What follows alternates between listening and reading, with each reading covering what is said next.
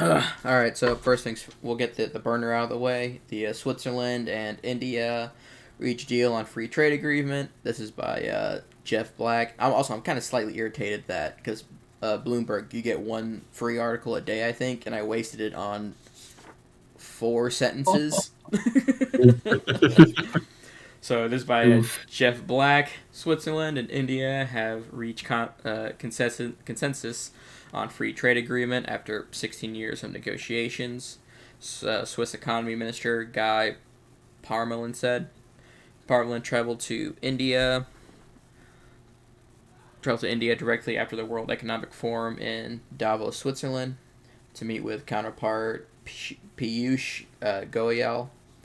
According to a post by the Swiss minister on the platform X, formerly Twitter, late Saturday, the outline of a deal was agreed and officials were working to finalize the details, he said. The agreement will, quote, create jobs for the young population of India and secure employment in Switzerland. Parlam said in an interview with the Swiss paper Songetzung.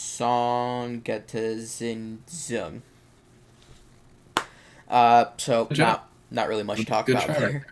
Oh yeah, thanks. I appreciate that. So yep. Free trade. They can trade I have a stuff. question here. Yeah. Hmm.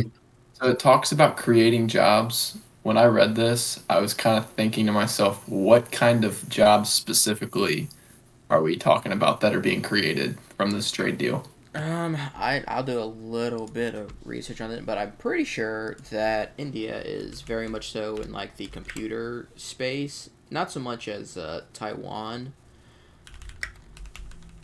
but I mean, oh, never mind. So according to Google, mineral fuels including oil, gems and precious metals, organic chemicals, surprisingly enough, vehicles. Well, no, I guess that makes sense. And So iron and basically steel. just more jobs just to farm those resources to trade, essentially. Hmm. Is that what I'm getting out of that? Yeah, probably. Yeah. Yep. You Yeah. have to. I was just gonna say you have to remember that like Switzerland is like this tiny nation in like the middle of the Alps, and like it has access to very very few natural resources. So Yeah. making a deal like this is actually super advantageous for them because it allows them to keep a lot of their businesses technically domestic, but they don't need to like farm for like domestic resources. They can outsource all the farming and like mining and all that stuff to India to do all this stuff, which you can bring. So a lot of Swiss businesses are pretty wealthy. If you're talking about like metals, there's like watch industries, there's like a whole bunch of other stuff that has to do with metal in Switzerland. Switzerland's also a pretty big engineering country. Um, and having access to those raw materials is pretty good, as well as having access to all that money is really, really good for India, obviously. So Yeah, great synopsis. I really wish there you're was welcome. more. Yeah. Sorry, I'm just All right. I'm really mad. But I guess we'll continue to the main stuff. We'll be starting with the Forbes article. Uh, Biden administration could limit bank overdraft fees to as little as $3, and here's why. Again, it comes from Forbes. This is by Anna Fagai. The Consumer Financial Protection Bureau is pushing to reduce the overdraft fees Americans are charged at banks and credit unions when they don't have enough money in their accounts to cover spending, which could save customers $3.5 billion a year. The latest in a string of crackdowns on fees by the Biden administration. Under a proposed rule, large financial institutions could either charge a flat fee for overdraft payments that aligns with the service's cost, or provide the same disclosures and protections for overdraft services that are required for credit cards and other loans. Let's see. The agencies had to decide which benchmark: $3, $6, $7, or $14. The new rule would apply to institutions with more than $10 billion in assets, which includes some 175 banks and credit unions in the U.S., according to the CFPB. Da, da, da, da. The CFPD also noted overdraft fees are often $35, which which though most consumers' debit card overdraft fees are for less than $26 and are repaid within 3 days. 23 million, that's approximately how many U.S. households paid overdraft fees in a year. Banks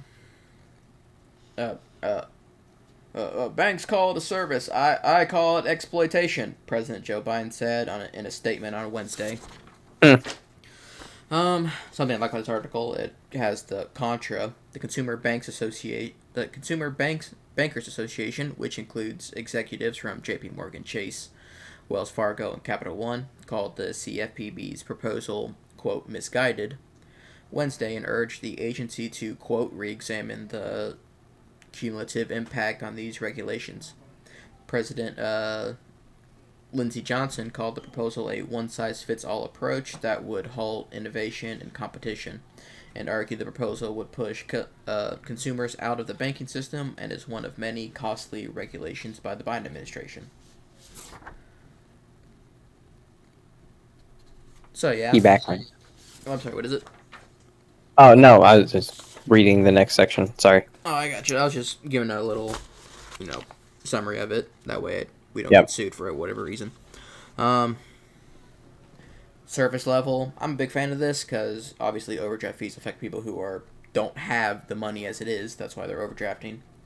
But I don't know. I fall back to the, for example, reason why we have a huge housing crisis during the 2000s was because during the Clinton administration 10 years prior, when it comes to banking and stuff, we always keep lowering the bar. I'm not saying we can't help people that might need the money, but lowering the bar for everybody probably isn't the. I don't know. It seems too much of a direct approach. Well, I'm sorry. During the Clinton administration. So used to, the standard was 20% down for a house. They lowered it to 10, then 5, then 3, and I'm pretty sure we're at 0% down. Because of all that, we've got a lot of raising prices and it seems to be a lot hard to buy a house. I don't know what the effect of this will be for interest rates. Yeah, for interest rates. I'm not sure what the effect of this would be, but that's my 2 cents. Gavin, you got something?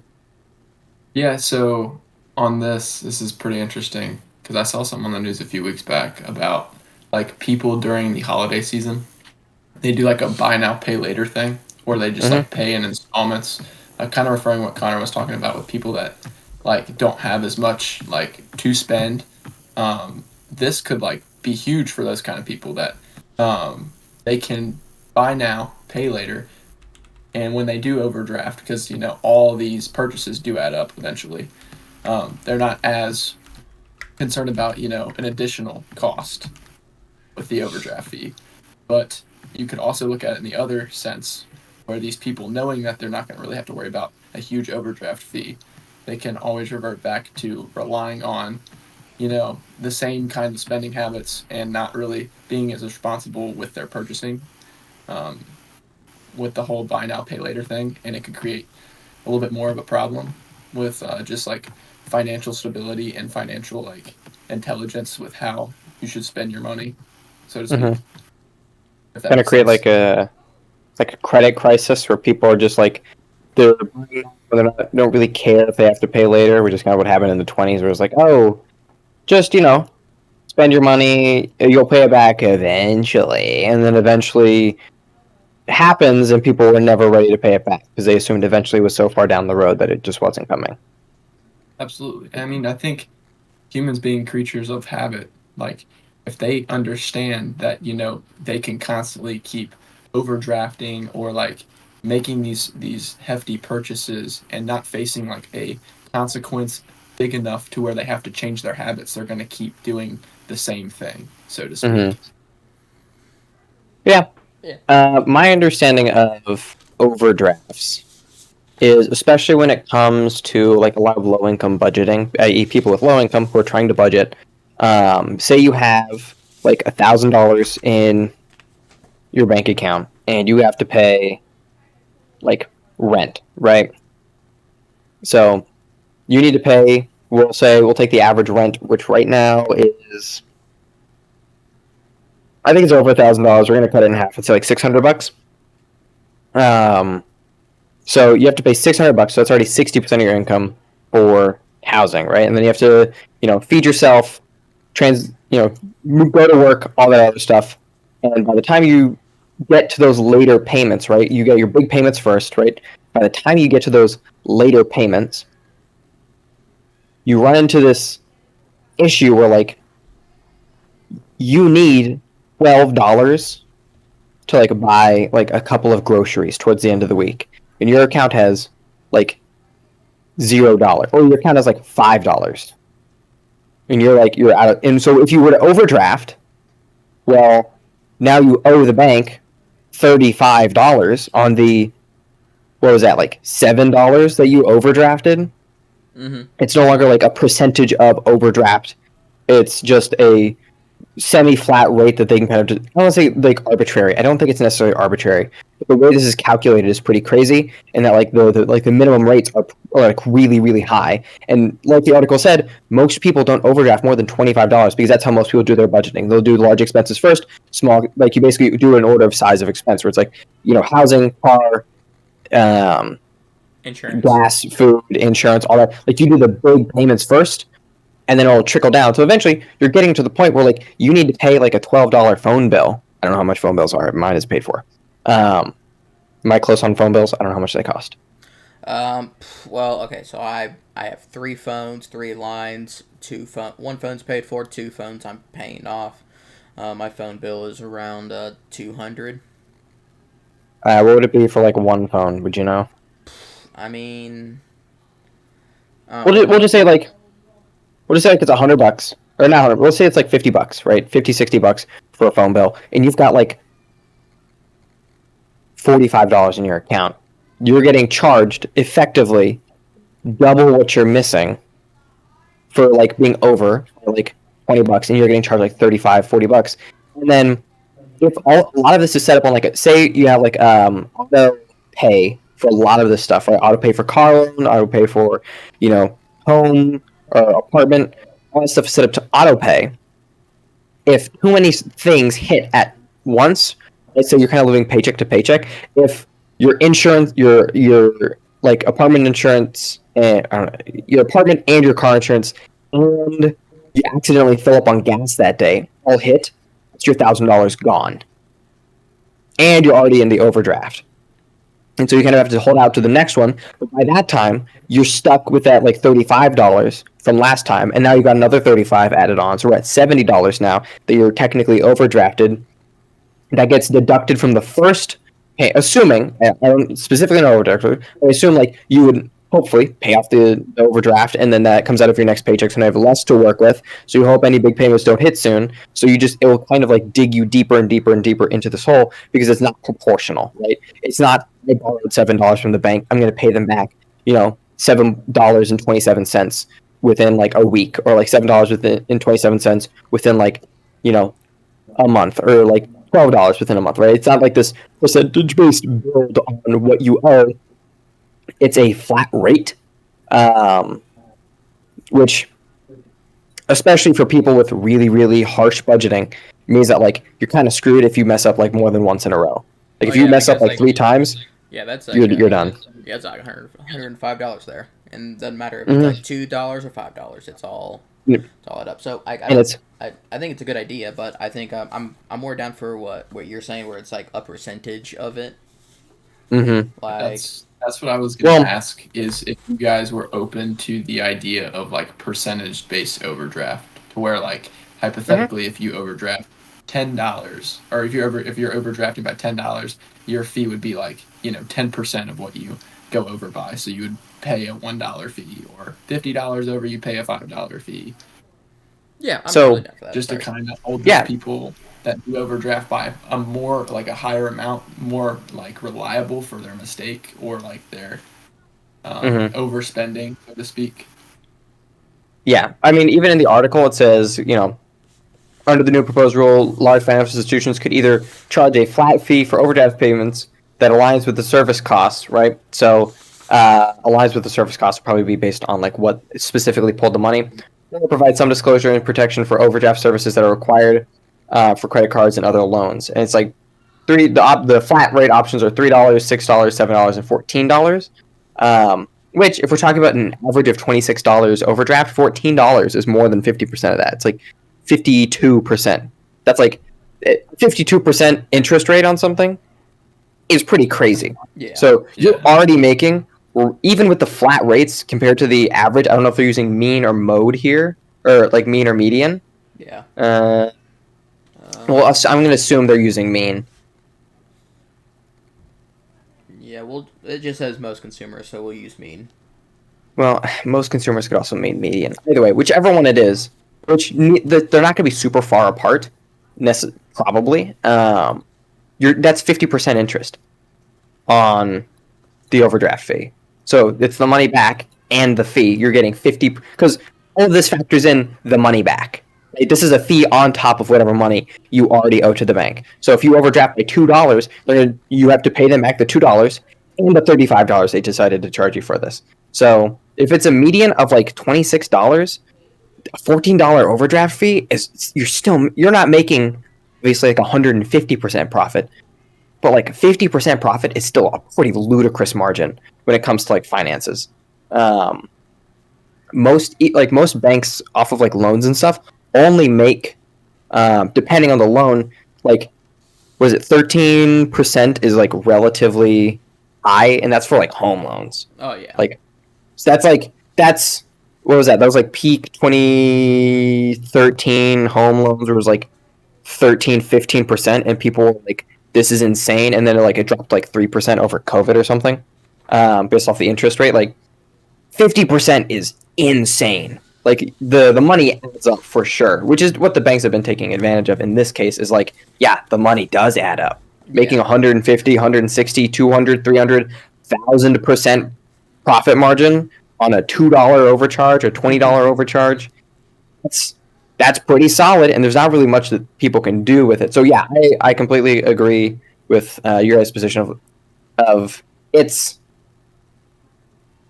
I appreciate where their hearts are. I'm not sure this is the necessarily correct solution, but like maybe as a band-aid fix, I could get behind it. If there's like legislation that's following this up, that's like working with these institutions to kind of like understand like the inner workings better, I'd be in support of that. But this is just kind of like, hey, we've proposed this permanent forever fix. Man, I'm not sure I'm behind that. But Gavin, I like your idea of the percentage-based or the yeah,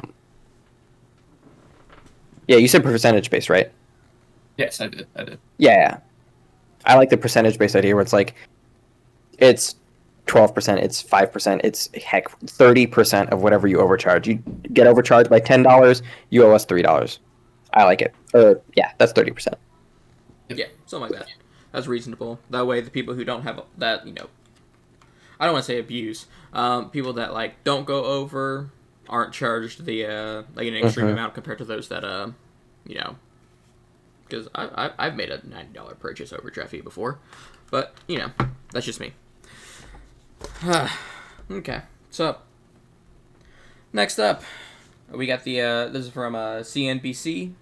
Nvidia and AMD shares hit record highs as AI chips surge. This article comes to us from Kiff Leswing. Oh my gosh, I'm so excited about this. Oh yeah, sweet. You guys have no idea. I've got an idea. I have an idea, actually. Actually, I have an idea. You're not special. No, I know. AMD and Connor, Nvidia. You go ahead. Yeah. You go ahead, Connor, and then I will add my 2 cents when the time is right. All right, cool. Just tell me when.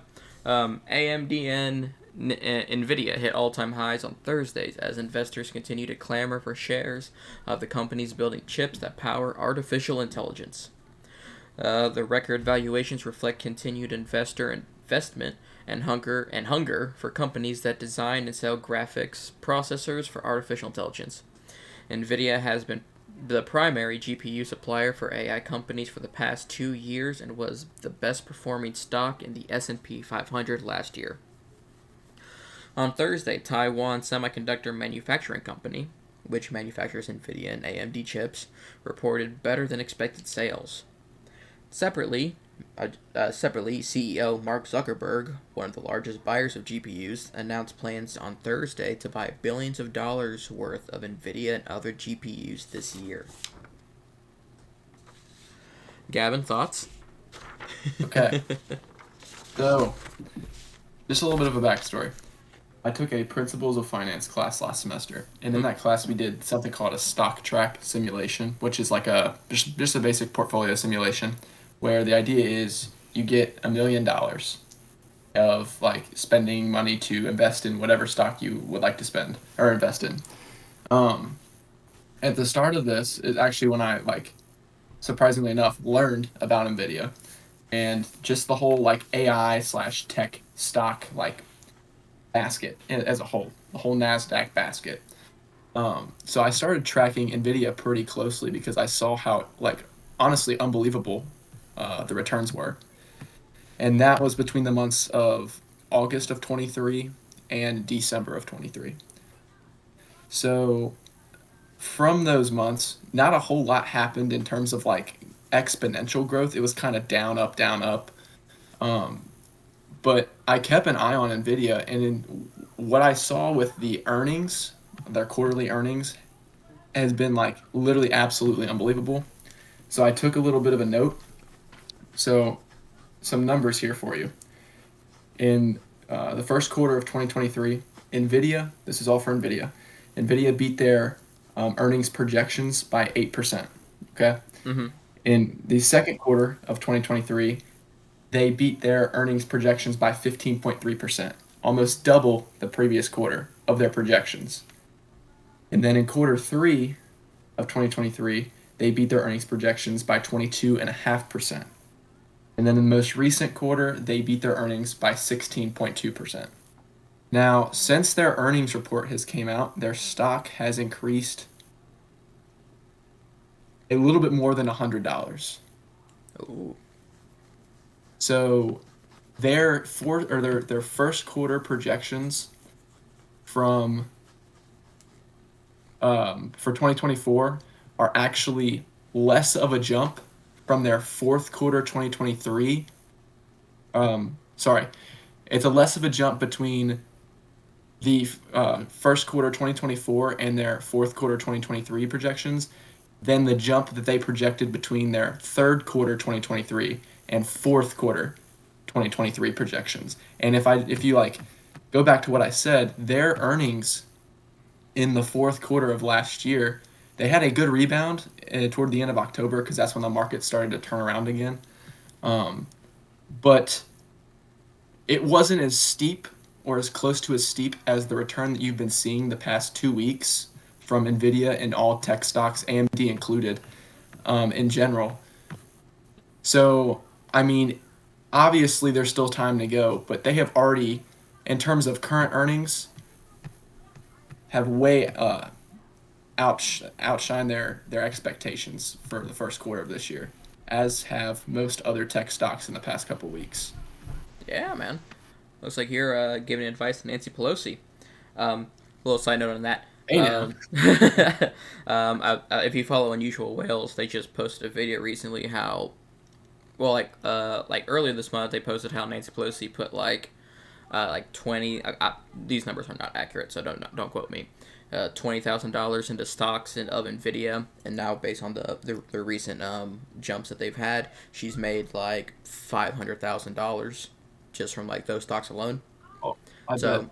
Also, side the note, whole but reason I brought up the stock simulation thing that I did is I poured $500,000 into Nvidia um, around October, and I put the other $500,000 in AMD, and I ended up from the steep increase in October, at the end of October, early November, I ended up finishing like top 3 in the class just because of those 2 stocks alone going like head over heels in investing. So that's where that whole thing came from. That's my connection there. That's very good.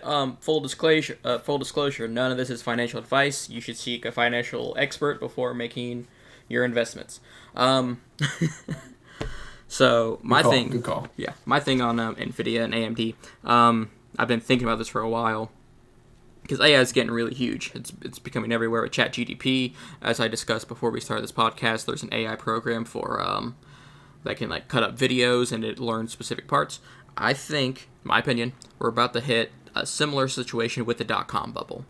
We have a lot of people that may or may not know what's going on involving like, GPUs, CPUs, and AI, but because it's so lucrative right now, people are just dumping money, let's say $500,000 into AMD and $500,000 into Nvidia. I think we will probably see eventually an AI crash, because all it takes is for one AI system to kind of, how do I put this, not show for what it's worth before everyone who just have any kind of problem. Yeah, any kind of problem for people who don't know what AI, how AI is working or what's going on with it. They're going to get nervous and pull out, and I think we're going to have a crash involving that. I think this AI crash is going to be our version of the 2000s dot-com bubble. Now, can I add something? Sorry, I feel like I'm taking up all the air in the room. Oh no, here. you're good.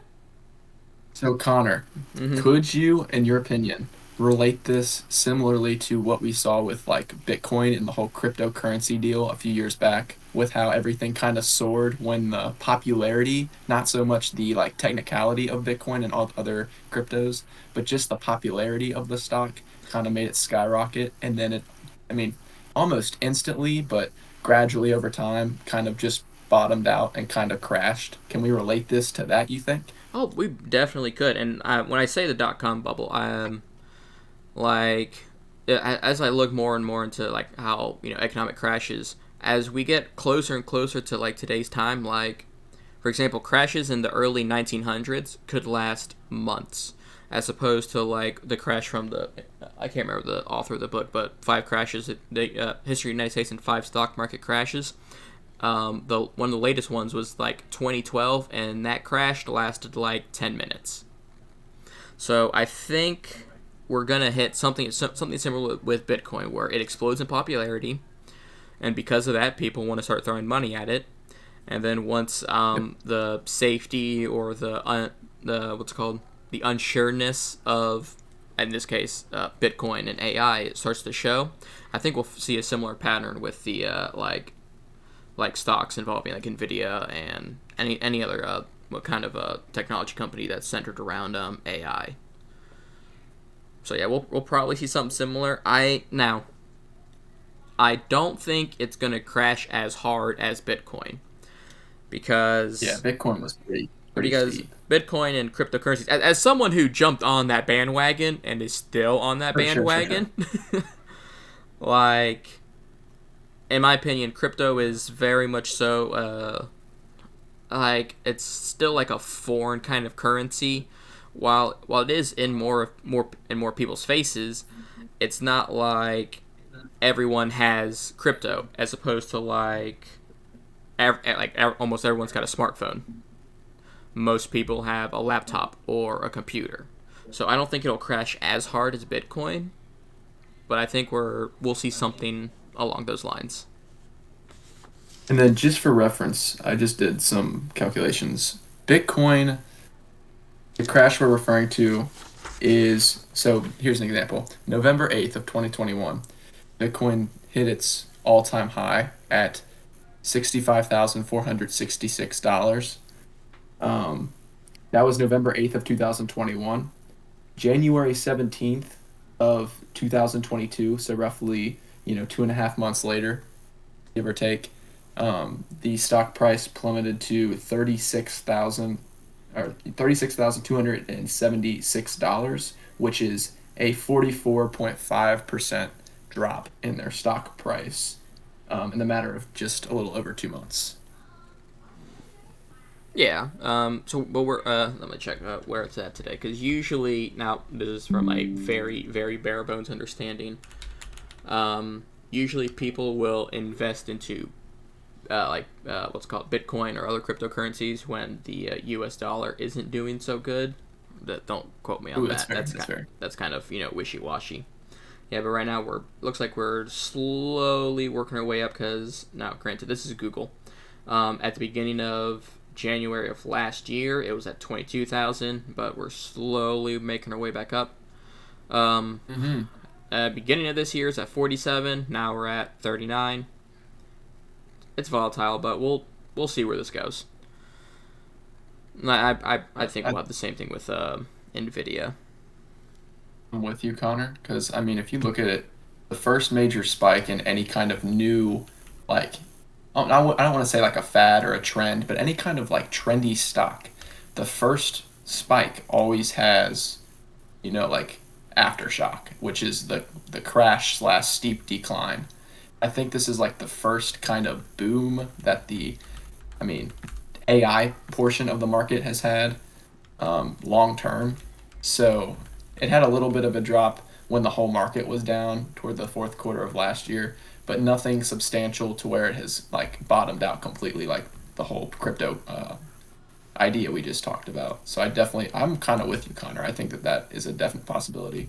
Yeah, and I think another thing is that another reason we're seeing like an increase in like Nvidia and AMD's like stock is because, now quote me if I'm wrong, Noah, but it wasn't until like last year when they started to get production up on their chips. Because I remember during like the 2020 2021, like it was almost impossible to find like a brand new like Nvidia GPU 40 or 30 series. So most of the GPUs you'd have to get were always like secondhand, and they were very much so what's it called when like secondhand markets are like super high in price.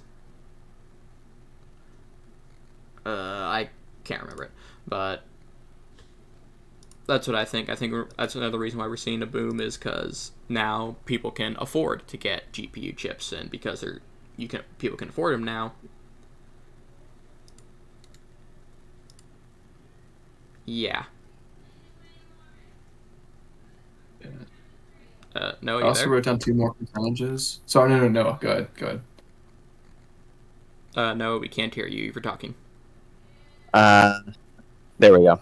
Yeah, for go. some reason my microphone decided to stop picking up. Yeah, I think the production on Nvidia stuff only recently picked up.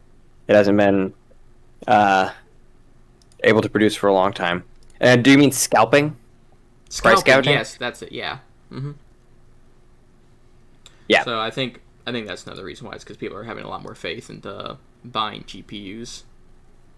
Yeah. Well, a lot of the mass production stuff goes into like Nvidia doesn't just like, I know you know this, but Nvidia doesn't just make graphics cards for like build your own PCs, but a lot of stuff they do is for like institutional computing systems, like for colleges or businesses or governments. Like they also make like a lot of the chips that are on like vehicles and whatnot. And most of that, to be fair, most of that stuff comes out of the Taiwanese silicon chip manufacturing company. But yeah, they were just very recently able to get their stuff up and running, which means we're probably seeing the first newer batches of like actual brand new GPU, CPU stuff. Yep, sounds good. I think that specific to Nvidia, but they're also finding the market in kind of a bullish state in terms of the last few weeks, to where it's definitely, I don't want to say the word inflated because that makes me seem like I'm trying to make a claim. It's definitely like heavily boosted their kind the of hot like market. growth. Yeah, they definitely have been riding the wave, so to speak, the past couple weeks with the hot market.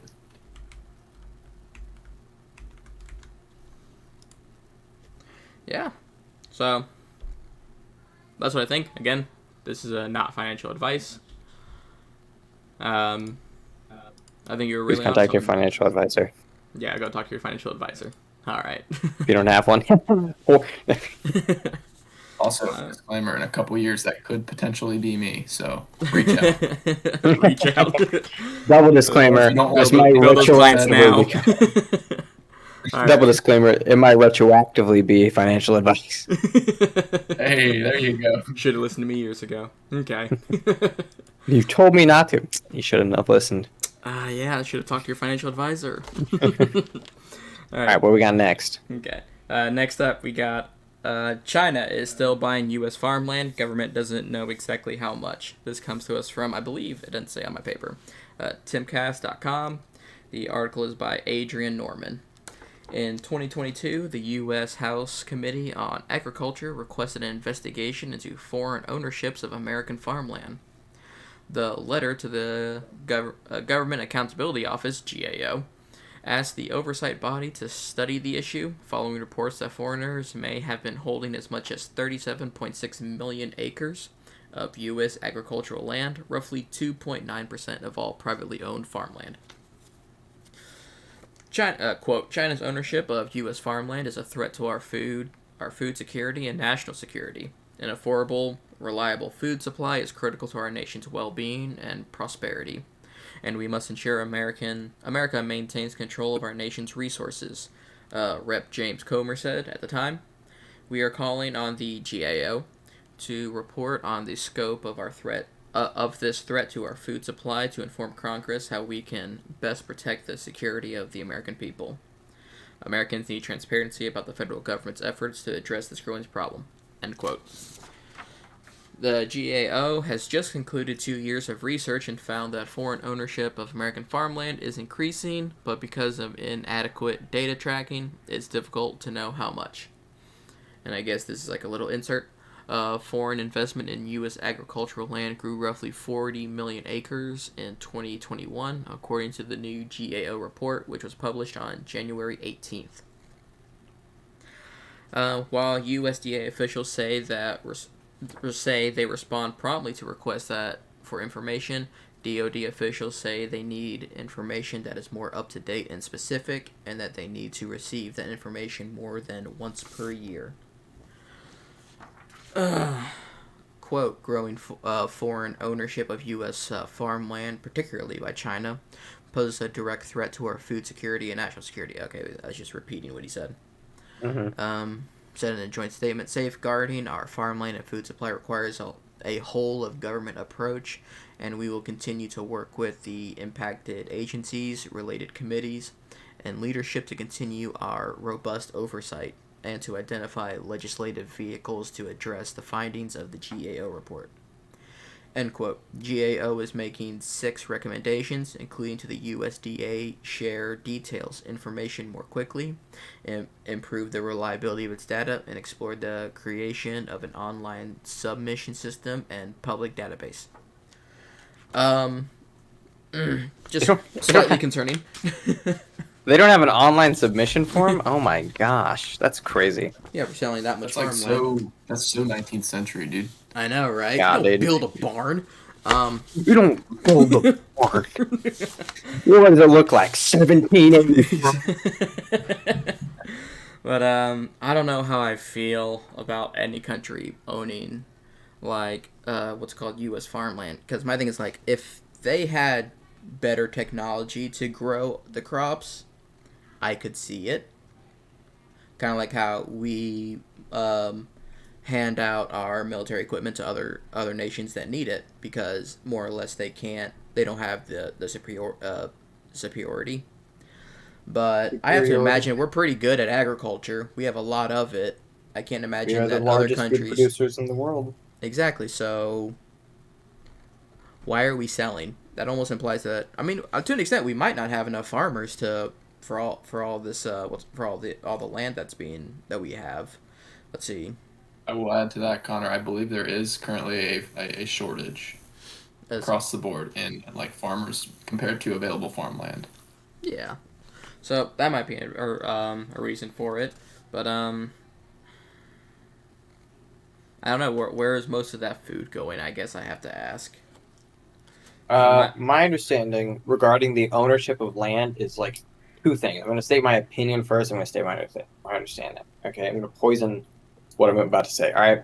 I frankly do not care whatsoever who owns the land, because at the end of the day, it's all the way over here. Yeah. Okay. If they really you can make and plus the United States owns a ton of we own a ton of the manufacturing that goes on in China.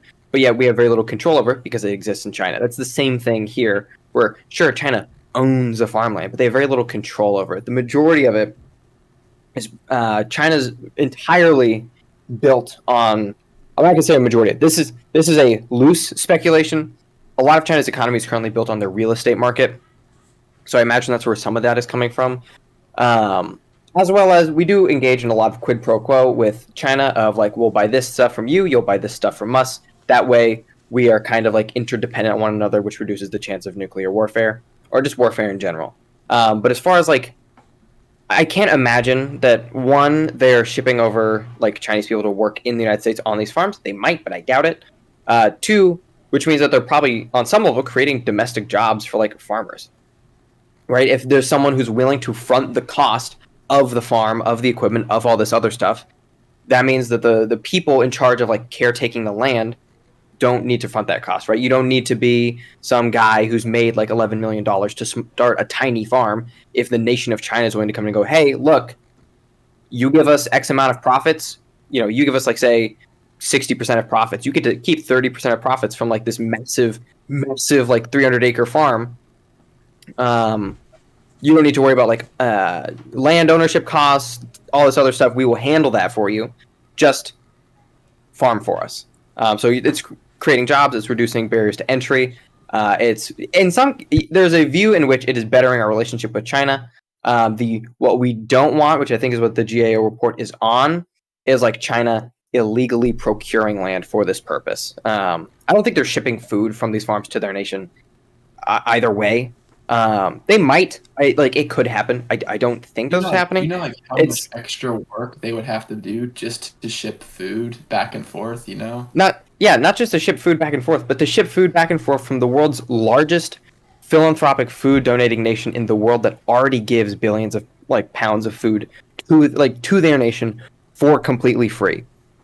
Like we do the most food philanthropy, and this, like, if I had to guess, this is much more for the money that farms can generate, because farms are like cows, than it is for the like control of the land or the food itself. My guess is a form of like financial security for China is to own these farms and then basically take chunks of these profits to help bolster their own local industry. So personally, outside of like the legal documents being not where they need to be regarding like the GAO report, I don't really have a problem with this. If France wanted to buy land to support its economy and start farms and create jobs in the US, go for it. I'm down. So long as like you're willing to follow our laws. And this is my speculation. I think this is there could be more nefarious purposes. There could be other stuff, but this is my understanding of what I'm pretty sure is happening here. Is it's mostly just like I don't want to say profit skimming, but it's an open market. We need farmers. They're reducing the barrier to entry, and they're probably making like 75% of the profit of the revenue. They're making like a 75% cut of that, I think. Okay. So the whole China's ownership of U.S. farmland is a threat to our food security and national security by Rep. James Comer. Doesn't know what he's talking about. I would need to look more. I want more quotes on that. I don't like just having two quotes. My guess would be this is regard to the legal documentation of like, we don't want to set a precedent that other nations can come in, especially foreign adversaries can come in. Mm-hmm. Or I mean, they're not technically foreign adversaries, but effective foreign adversaries can come in, kind of wave past our like regulations and laws, and then start producing food potentially not at the quality we would want, right? So if they're using pesticides that we don't want, if they're using like, the United States has some of the strictest, I don't care what Europeans say, we have some of the strictest food regulations in the world, especially when it comes to farming. And if China is ignoring these on their farm, that's what poses a threat to food security. If I had to guess what he's saying, it's homeland security in that, hey, follow our laws if you're going to buy our land. Don't faultily fill out reports and good enough and start farming. And secondly, if you are going to farm, you have to meet our USDA health regulations. There needs to be certain things going on here. You can't use certain products. You have to use other ones, right? We have laws that you need to follow if you're going to farm here. That's what I'm guessing he's probably saying is they're not following the laws as they should, which poses a danger to food security. Not that they're shipping billions of tons of corn overseas. It's that the billions of tons of corn that they are creating are potentially more dangerous than the billions of tons of corn that American farmers are creating. That would be my guess. I don't think he doesn't know what he's talking about. If I had to give him a good faith steel man, I think that's what he's saying. But the straw man is he's an idiot who hates China. So like, Yeah, I don't know. That's what I don't know was this thinking guy. was going on, but Yeah, I don't know this guy. I think it's Kentucky, right? yeah, Kentucky, Republican Yeah, Kentucky, James. Yeah. Oh, James Comer. Oh, it's Comer. I don't know why I didn't read his last name. I just read James. it's James, guys. But yeah, so it seems like My boy James. a lot of stuff I skimmed over in the article, and by skim, I mean I didn't actually read. Like, No, until I the feel you. podcast. It's usually just like forms not being filled out correctly. I mean, to be fair, that might be what he's what's called. Mm-hmm. That's Like- what he views as a threat to our security is forms not being filled out, land being Well- counted twice. Yeah, I mean, that absolutely is. Mm-hmm. Just not in the when people say China and threat to homeland security, people think nuclear missiles, espionage, not dodging bureaucratic processes, which makes them more American. So yeah, but I'm not Gavin, you got anything? You made a good point. That doesn't matter as long as Yeah, it's I would creating just- like U.S. jobs. But continue, sorry, Gavin. No worries. I was just gonna ask a question. Do we know like how China how their agricultural practices are domestically, like how they do it in their homeland compared to how they do it here, or if they're carrying their practices or changing their practices up between like how they do it on their homeland compared to overseas on like our soil? If I had to guess, and this is just a guess, there's probably very little translation. The food that China grows, if I had to guess, there's large amounts of rice.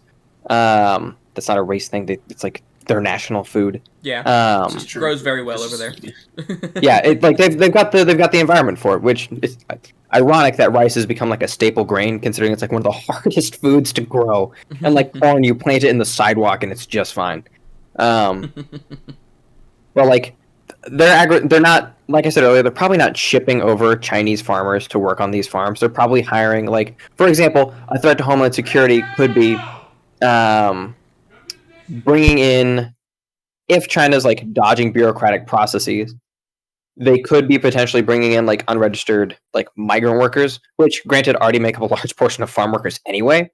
But like as a precedent, we probably don't want foreign adversaries hiring on people who aren't technically legal citizens onto their Right. unregistered farms to make unregistered corn that they then sell to other businesses in food at a huge discount because they're able to like dodge a lot of the other stuff. That would be the threat to homeland security. So the practices that they're bringing over aren't going to be the food farming practices. It's going to be like economic management practices. So That makes yes sense. and no. I was just unfamiliar. That'll be my guess. I am. This is entirely speculation. No, I got you. So yeah, that sounds about right. China's hiring illegals to feed me Mexican street corn, and I won't do it. I won't eat it. Can't make me. All right then. Well, speaking on immigration, great segue. The next report comes to us from the Financial Times. The war on immigration is meant to be lost. Politicians promise to cut immigration while knowing their societies couldn't function without it. This comes to us from Simon Cooper. Dumont Cooper. Yeah, here we go. Let's see. So he starts by saying in 1990, so many European immigrants were arriving in New York City's Golden Door. 1990. No, sorry, 1890. My bad. 1890. It was 4.8% of the American population were immigrants, but the most recent figure, I'm guessing referring to today, is 13.9%. Is the highest in the century. Meanwhile, the UK has matched the US's 1890 record with 4.8% of its population born overseas. The number of native-born British citizens who are non-white keeps rising as well. Similarly, Canada has recorded its strongest annual population growth since 1957. With record-breaking international travel projected for 2024 and wars multiplying, influxes will continue. but but politicians are caught in a bind. They promise to cut immigration while knowing their societies couldn't function without it. The need for immigration is evident in yet another recent record. The highest employment rate ever measured across developed countries, above 70%, and employers can't find staff. It should be noted this guy lives in the greater Paris area. Which means he's a suburbanite. 100%. The immigrant cities, New York, Toronto, Miami, London, and Paris, are the West's most dynamic, sought-after places. Anti-immigration parties tend to find most support precisely in regions with few immigrants. That's all the... I was never heard of Texas. I was gonna say that's probably all the information that isn't super emotional. Or Turkey. or Greece. Especially or Turkey. Italy. So I made a couple notes that should be absolutely noted that I am a Republican, so my bias will definitely be against this. So for one, I like to make a comment on the politicians are caught in a bind. They promise to cut immigration while knowing their societies couldn't function without it. While yes, I believe legal immigration is good, I think a lot of the policies people are implementing are usually for stopping illegal immigration and either having open or closed borders. Usually, if they're Republican, it's closed borders. That's an issue I have there. It's not just immigration or no immigration. Next up, now, this could absolutely be a typo, because, again, this person's French. The highest employment rate ever measured across developed countries is 70%, and yet employers can't find staff. To me, that sounds a bit of a contradiction. Yep, that's when you read that, that's exactly what I thought. But again, that could absolutely be a typo. And then my final comment on this, well, not final, but notes I've taken. The immigration cities, blah, blah, blah, blah, blah. As Noah said before, obviously hasn't heard of Texas or Greece. It should be noted that the New York Post just reported, to your Texas thing, 12,000 migrants in one day have just crossed the southern border to Texas. So why is that not on there? And then also, I have an article here from the Chicago Tribune. Because Texas is sending busloads of their immigrants to what's called areas where they're very much so open immigration. One of them being Chicago. This comes from MSNBC Chicago. Preparations to turn vacant lot in Brighton Park into a migrant camp begins Monday. That is absolutely your taxpayer dollars at work, whether you want them to or not. And should also be noted that even though Chicago is very much so, we want immigration, they're struggling to maintain their, we have a open immigration policy. Someone who works at a shelter, quote, Miss McDermott from, this comes from the New York Times, we say we're a sanctuary city, but I don't think we've put in place the services to deal with this. As the number of migrants entering Chicago has significantly increased, well, they have the open border. They have the open border policy without being at a border. We should all understand that this crisis will likely deepen. That is, Miss was it Lori Lightfoot, the mayor of Chicago, at least at the time of writing this. More than 8,000 migrants have come to Chicago, and they're struggling. And it is unsustainable, said Maria Haddon, a city council member who represents Roger Parks on the far north side. So why is Chicago not there, and why is Texas not there? Obviously, this guy hasn't done a little bit of research. Now, it should be noted, immigration is absolutely a good thing, as long as it is legal, and it is, like, the point of immigration is not just so... Like, are you a bad guy, or are you have, ties to gangs? Well, absolutely, that is part of the process. It's also so, where are your skill sets? Where can we put you in America where you will thrive instead of people running across and, as reported, dying of starvation in the desert? So, that's one part of immigration. Another part of immigration. Noah, earlier, you mentioned Turkey in a book I read. well, I said read. I listen to audiobooks. It is called Good Economics for Hard Times.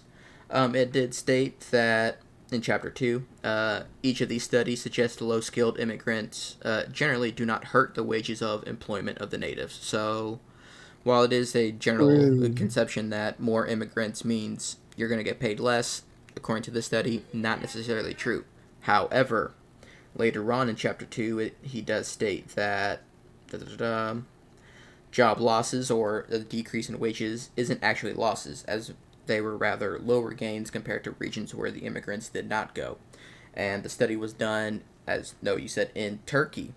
So immigrants were flooding there. So cities where the immigrants were compared to cities where the immigrants were not, the cities with the immigrants, while they didn't have what's called higher unemployment, or they got paid less, but their rate at which their wealth grew significantly decreased compared to places that weren't. So I was talking to some guy at work. The example is, let's say my city we have like strict immigration policies, and his city has open border policies.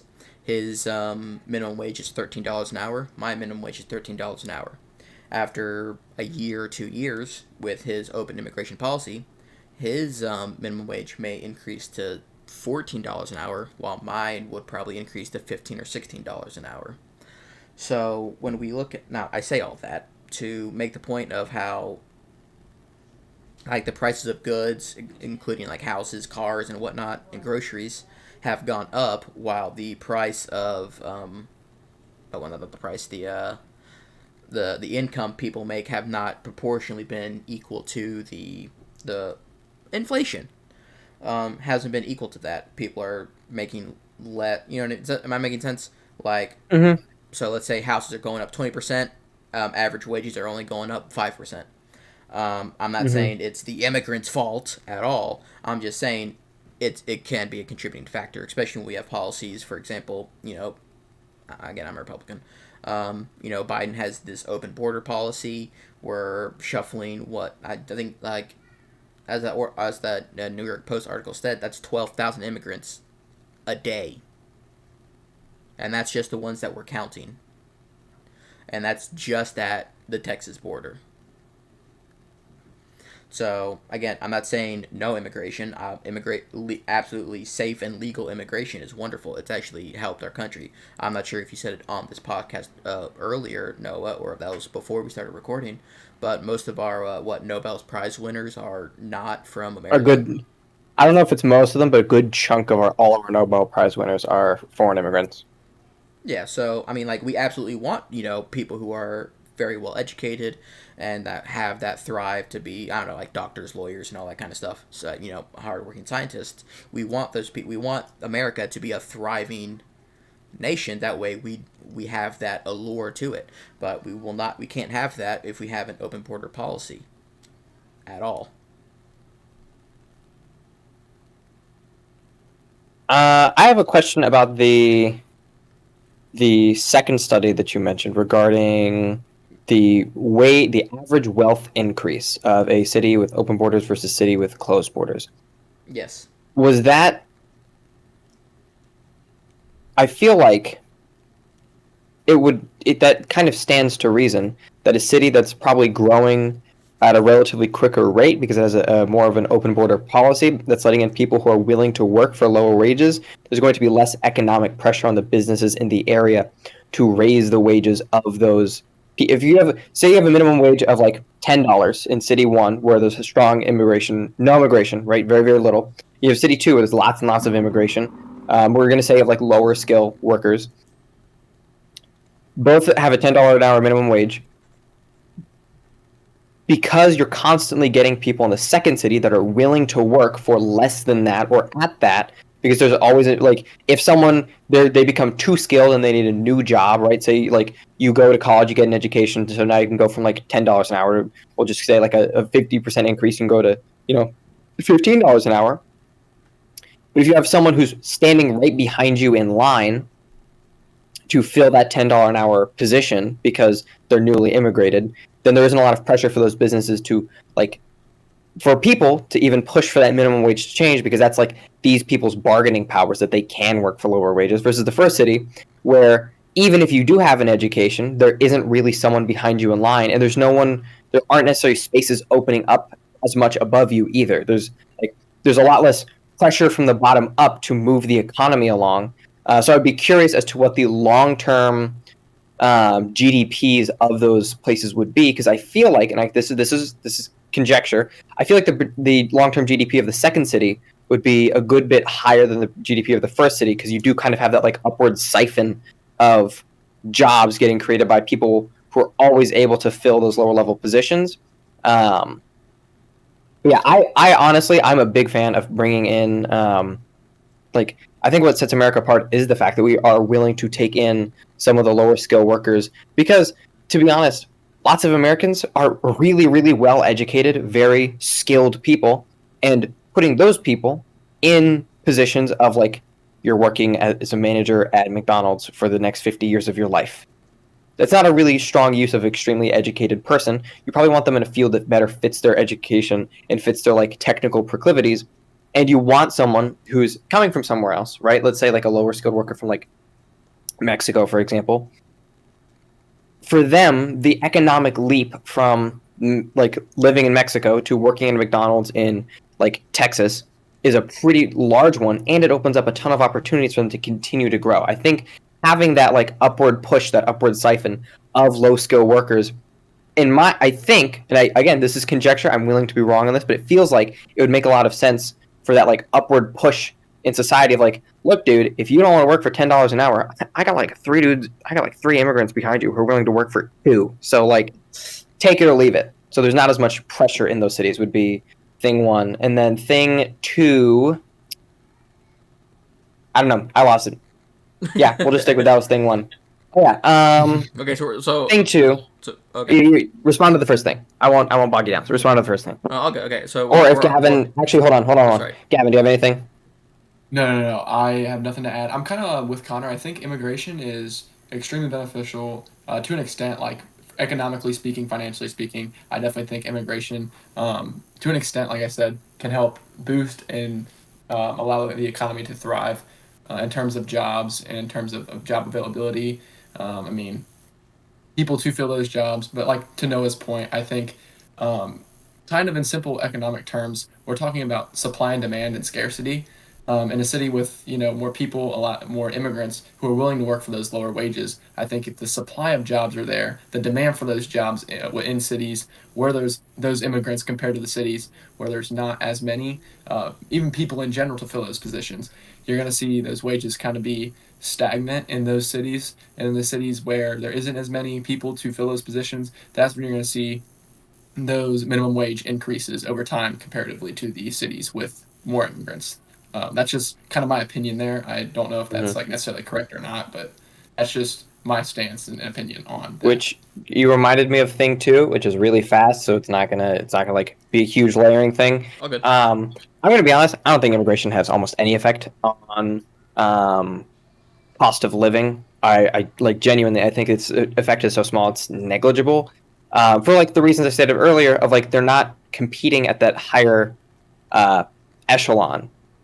And on top of that, wages are sticky. We tend to see this like rubber banding effect with wages of like, you'll see a boom in the economy, wages will stick for like a couple years, and then they'll slowly they'll like either start creeping up, or there'll be like a little bit of a boom where wages start to jump due to like either tax cuts or something else, where they'll snap up to where like the original thing is, like to where the current like cost of living is. Like wages always tend to lag behind cost of living because price is much, much, much more volatile than wages, which in my opinion, I don't want wages to be super volatile. I don't want to be making $130,000 a year one year and then next year make $20,000 a year, or like even make like $80,000 a year. That's a huge jump in standard of living from $130,000 to like just $80,000. Especially with taxes, right? Because taxes are based on the year prior. So if I'm making 80 grand and I'm getting taxed on 130 grand, that's really rough. It's really good in the years where like, hey, I'm making 240 grand because it's an amazing year and I'm only getting taxed on 80 grand. I'm having a great time. And the next year it crashes. I'm making like 65. And I'm like, I'm getting taxed on 240. So I think it's good that wages are in some level sticky. I don't think immigration has almost any effect on that. But that's my personal opinion. I can be swayed on that. I'd be interested to hear like good counter arguments. I got you. I'm thinking about the wage being sticky. I don't mind I don't mind the wages are sticky. My problem is that like at least before, while it was sticky, the average income versus like inflation and like I would say like groceries, price of homes is usually kind of, well, what's it called? They weren't like correlated, but it wasn't like the giant leap now. As we talked about like 2 weeks ago, the prices of homes now compared to they were before. You have to have two incomes now. There's no way around it. I'm not saying immigration is a huge part of it. I'm just saying that like if we let this go on a macro scale, because yeah, as much as I point this out, like they're going to cities like Chicago, New York, Dallas. Compared to the United States, that's the micro level. But if we like completely open, remove borders whatsoever, no restrictions, we now turn this into a giant macro level. So as we stated before, we're like cities with like higher restrictions on immigration compared to cities with lower restrictions on immigration. Now, if we apply that to a macro scale, now we're all of a sudden on the it's going to take a while for our wages to get caught up. And as we stated before, and I haven't read that book, deflation isn't necessarily a good thing. It's a deflation is so we can't. Deflation is really bad. So it's not like all of a sudden wages aren't going to go up because at least as fast because we have as Gavin explained, supply and demand. We have more workers that are willing to work for the lower price. Companies are going to be like, oh well, that's the case. Let's lower our prices of our items. If anything, and not granted, I don't have any research behind this. That would probably incentivize them to raise their prices because while immigrants are illegal or illegal, they are adding to the economy. They still buy groceries, they still pay for rent, but because now there's more of them, wages aren't going to go up as much because, again, we're applying this to a macro scale. Wages aren't going to go up as fast, and now because more, I guess, like companies are not making more money because of more people, what's a company to do based on supply and demand? More demand, higher prices. So I agree with your fundamental. I agree with the math you're giving out. I don't know that I fully agree on the reasoning for the math being used. I think a better example of what you're talking about, of like things getting raised on the economy scale, would actually be women's suffrage. Literally, more than doubling the workforce. It was increased by like 51 to 52% when women could work. It makes a lot of sense now that like you need two people to provide for a home that only one person could provide for, because in the past, by law, only one person could provide for. Okay. So when you double the amount of people in the economy, you half the amount of money people can make in the economy. And it kind of sucks to be on the receiving end of that, to be like this far down the line. It's like, well, great. It's it's nice that like you have to have like a significant other or a friend that you live with that like can provide that, or you like have a significantly lower standard of living. But I think that's where like the math of what you're saying makes more sense. But the other thing that like came along with women's suffrage is like the quality of labor. So really high quality labor job, for example, doctors, their money, doctors, lawyers, engineers, these people's money are actually keeping up. These are jobs where they are matching what they used to be, because the skill ceiling for that is or the skill floor for that is so high that like it's multiple years of schooling. It's like a good amount of money. It kind of is, and it kind of isn't money. There's lots of ways you can kind of work around it when it comes to like colleges, and especially post grad. But like, there's a lot of money in this. Like doctors, like your average doctor makes ludicrous amounts of money. The amount of money that you could support a family of 4 on by yourself, because it's a much higher skilled labor. When women were introduced to the job market and they were allowed to get educations, because most of them were Western women, most of them were putting themselves in equivalent positions, and now even higher positions. Post 2020, they're on average better educated than their male peers. They tend to earn more than their male peers.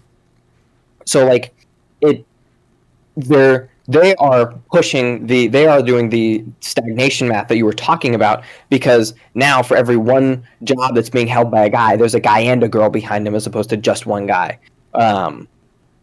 But when it comes to like immigrant workers, these people aren't challenging for like college level roles.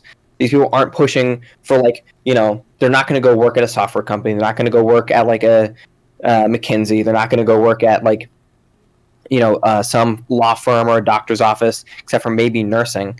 But like they're pushing these lower skilled jobs, not even necessarily like blues. Yes, some blue collar jobs. I'm not talking like master electrician. I'm talking like, and I swear I'm not trying to be racist here.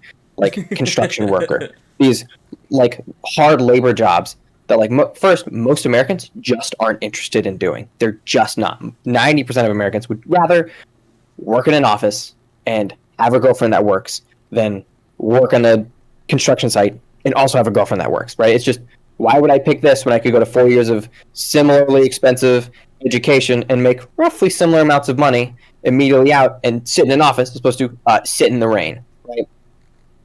So, but when it comes to like the lower, like it being an apprentice and doing these other things that don't necessarily require this prerequisite education, these are amazing roles for like immigrants to come in and fill, especially like legal immigrants where they're coming in, they don't necessarily have a ton of money to their name. I agree with your math, but I think the math is more applicable to like women entering the workforce than it is to migrants. Even at, what did you say, 1,200 people a day, or was it a month? A day. At just 1,200 people a day. Border. It's like... No, granted, full disclosure, that was their, like, we've hit peak. It's like it's like 30,000 people a year, a little bit more than 1,200. No, it's like 6,000, 60. It's like 60,000 people a year, a little bit more than. It's like we'll call it like 70,000 people a year. That's 12,000, not 1,200. 12,000. Okay, so that's like 600,000 people a year. Okay. Yeah. No, granted, but that's at like peak. It fluctuates. Yeah, I don't think these people are chasing the jobs mm-hmm. that would cause that type of like economic shift. Yep, I get that. And actually, the book I was referencing that looked into the study that I can't remember. I said a good economics for hard times. It did state that yes, these immigrants will fulfill the low skilled jobs or like low education jobs that people don't want to work. And it stated that, let's say, because there's more people filling in these lower skilled works, that gives us opportunity. People who more or less have high. I don't want to sound racist either, but more of an education to move upwards. But my thought process behind that is, let's say there's a company, there's 10 employees and 2 managers. 5 immigrants come in. Not all 10 people can become managers because 5 people can't become managers because 5 immigrants came in. And to your thing with the doctors, yes, but not everybody's can be a doctor, and especially when it comes to higher stuff that requires like higher levels of degree. Not everybody's chasing that. Like I would say, like even like low skill workers, for example, like where Gavin and I work. Most of those people don't have college degrees, but just because a bunch of immigrants are willing to slice meat and fry chicken doesn't mean that they can start becoming managers now. Again, I don't think it's going to have such a gigantic effect on it, but I think that again, I'm just comparing this to completely open borders policy. Again, I love immigration. Parents are immigrants. That time and time again, legal immigration is proven great for the United States. But I think like when we don't have borders, that's when the issues start to take place. Yeah. Okay. So I agree. We were just kind of beating around the bush, but we beating around the bush. We're chasing each other in circles. So, Gavin, you got anything? I do not. Yeah. Also, another weird point to that. Obviously, people who are for like more immigration are usually like the people who vote for that are usually Democratic. But according to the study as well, the immigrants who come into the country, once they get the opportunity to vote, they usually vote conservative. So it's very now that I'm here, keep them out. What I was Paul about that was like generally that's more of like a cultural thing. Like a lot of Latin culture tends to be it's pretty Catholic, it's pretty family oriented. I don't say like it's specifically isolationist, but like there's a lot of like what we would consider like traditional conservative values that come along with a lot of these cultures, and most of them that do vote blue generally, my understanding is like a little bit out of a feeling of obligation. Like, the people in blue say that they're, pro-immigration. I'm an immigrant. I'll vote blue, because, they're pro-me. But a lot of their values tend to align a lot more consistently with like red voters. Yeah. Is my understanding. Yeah. All right. So long story Connor, short, what this you- guy. I'm sorry. What is it?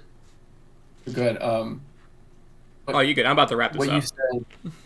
No, I was saying what you said kind of sounds like friendly fire, where they immigrants are coming in, voting more conservative, aligning with the values of a closed border is almost like, hey man, I'm here, you're not, suck it. Like that's how it feels.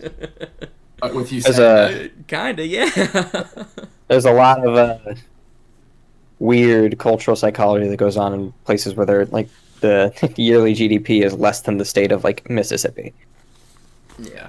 So, long story short, guy who lives in France that doesn't deal with real immigration doesn't know what he's talking about.